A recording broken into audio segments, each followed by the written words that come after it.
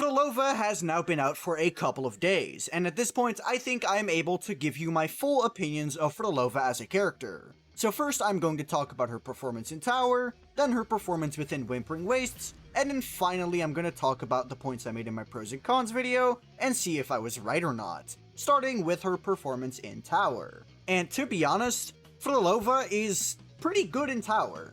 I can by no means call her a top tier carry. I don't think she's quite on the level of Cardathea or Zani or even Carlotta. I think all three of those characters are just straight up better in Tower. So I'm not gonna say Phrolova is some kind of broken carry when it comes to Tower of Adversity, but I cannot deny that she's an incredibly good character even in the game mode she is less good in. You see, Phrolova is what I like to call a snowball character. What this means is Phrolova gets stronger and stronger throughout the fight. This is most evidently felt during her first rotation, because you do not have Hecate spawned in yet, and you have no aftersound stacks, so your Phrolova is simply not going to be doing that much damage on the first rotation. But the second you get that Hecate spawned in, she starts to lock in, and from there it only gets better and better. So obviously Phrolova is not going to be the best type of character when we are going for any type of speedrun type shenanigans. That should just speak for itself. But she's not by any means weak either. I think, assuming you have her signature weapon, she is a very strong DPS for Tower, at least a top 5 DPS in my opinion, with the top 3 obviously being Carlotta, Cardathea, and Zani, not in any particular order by the way, and then the 4th and 5th being Phoebe and Phrolova. And honestly, I'm happy to see this. I was not that happy with the way that Zani and Cardathea were handled, because they were all just so powerful and they didn't really have any way to be countered. But Phrolova is a fresh change of pace, not being some kind of super overpowered broken DPS for the game mode, while still carrying her weight. And unlike Zani and Cardathea, she doesn't feel majorly gimped just because you don't have the best in slot support. Obviously Cardathea did have quickswap teams, but I generally put less stake on quickswap heavy teams as they have a higher skill requirement to be played. So if you are a less skilled player, you kinda really want your Shakona for your Cardathea.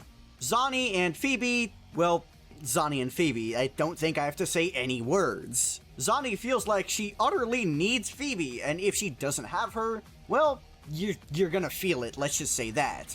Phrolova is a fresh change of pace, because she has a lot of teammates, which I will be talking about a bit more, but I've played her in a variety of different teams and she has yet to disappoint me.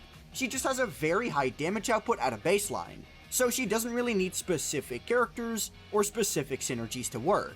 I've played her with GN, I've played her with Phoebe, I've played her with Donjin, I've played her in a variety of team comps, and I'm gonna be honest, there hasn't been a single one in which I felt I wasn't clearing up to her full potential, so I'm very happy with Phrolova as a character. What I'm not a fan of, however, is the way her signature weapon was handled. She just loses a ridiculous amount of damage if you do not have her signature weapon, and I truly do believe that Kuro Games doesn't continue making weapons like this in the future. However, I've very extensively covered that topic in the last video, so now let's just move on to how she performs in Whimpering Wastes. And I'm gonna say it, this is Phrolova's better game mode. Phrolova honestly feels like she was designed to be strong in Whimpering Wastes, because, well, she kinda has literally everything that Whimpering Wastes is asking for. Her team has an incredibly consistent damage output, because it consists of 3 characters that are doing a large amount of damage. Additionally, Phrolova has grouping throughout basically the entire rotation, not just because her Forte skill can group, but because Hecate's attacks can also group when you use the Forte skill. So honestly, Phrolova has literally 0 issues in Whimpering Wastes. It's honestly kind of staggering. One thing I would like to say is that some people aren't getting the scores they feel like they deserve currently, and that is because the first half of Whimpering Wastes has a bunch of Havoc-resistant enemies, so that will be lowering people's perception of Phrolova within the game mode. But let me tell you, she is incredibly powerful here. Speaking of Whimpering Waste first half, you know how Whimpering Wastes has a half where you get full Concerto energy and a half where you get full Resonance energy? Well, most characters do prefer being on the lower half for the free ultimates, with only a few characters really being able to take advantage of that top half Concerto bonus, while not being overly hampered by the loss of their ultimates. And Phrolova is one of those characters who works excellently on the top half, because, well, she doesn't even use any resonance energy, and that is one of her greatest perks. Simply not using resonance energy means she is losing literally nothing by going topside. To be fair, Phrolova's teammates are still affected.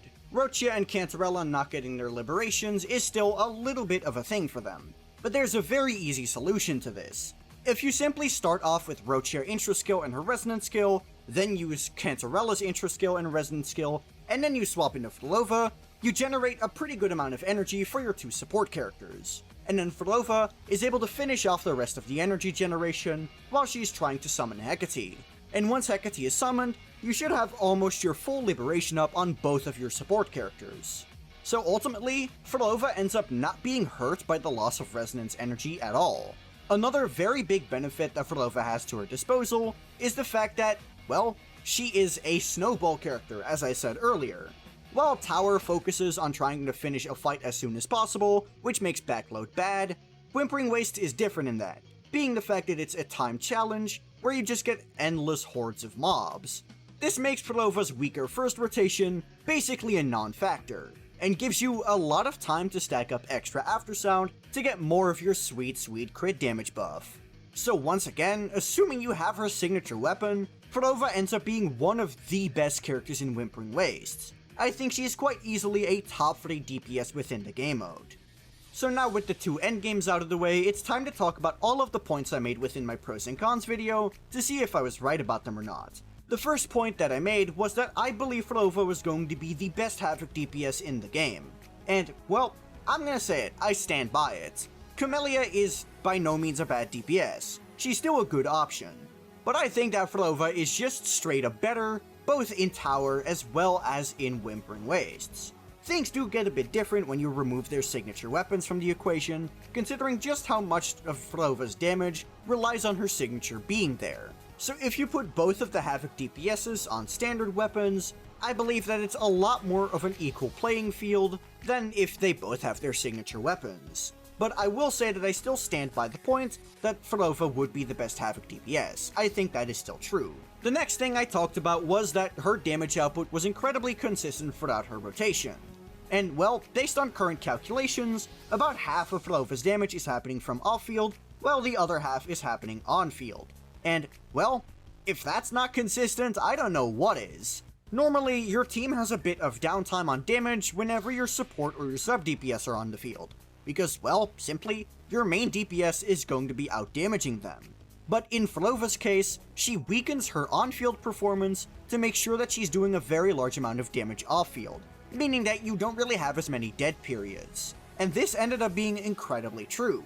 Even when I had swapped out of Phrolova, I could see that I was still doing a very large amount of damage when I was playing Shorekeeper or Donjin or a different kind of character.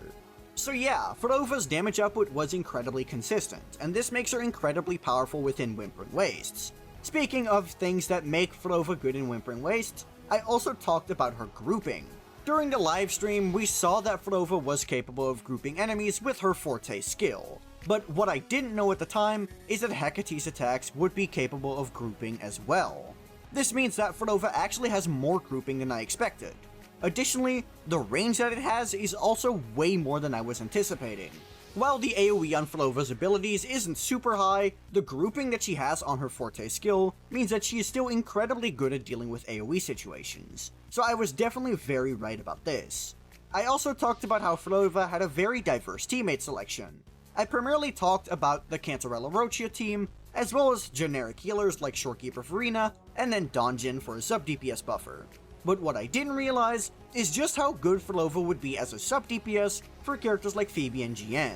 So once again, I underestimated Phrolova in this regard. Teams with GN performed way better than I was expecting, and teams with Phoebe also performed pretty well.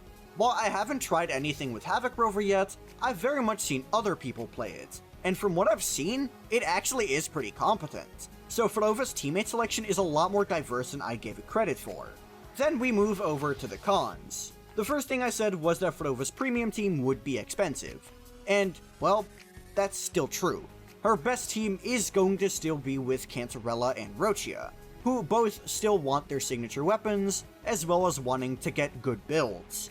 But I feel like I put too much weight on this being a con, because honestly, While her best in slot team is expensive, well, she has very good budget options. So if I'd had the benefit of hindsight, I would have talked about how her signature weapon was way too big of an increase and essentially a requirement.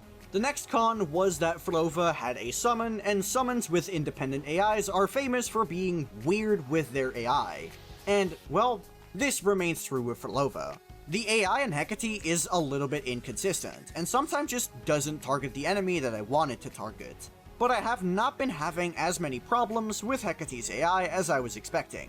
So honestly, while this is still true, I'm gonna say it's a maybe on this one. Most people might not even notice that this is a thing that could happen. And then the final con that I talked about was that Phrolova's first rotation would be weaker than normal, and I still fully stand by this.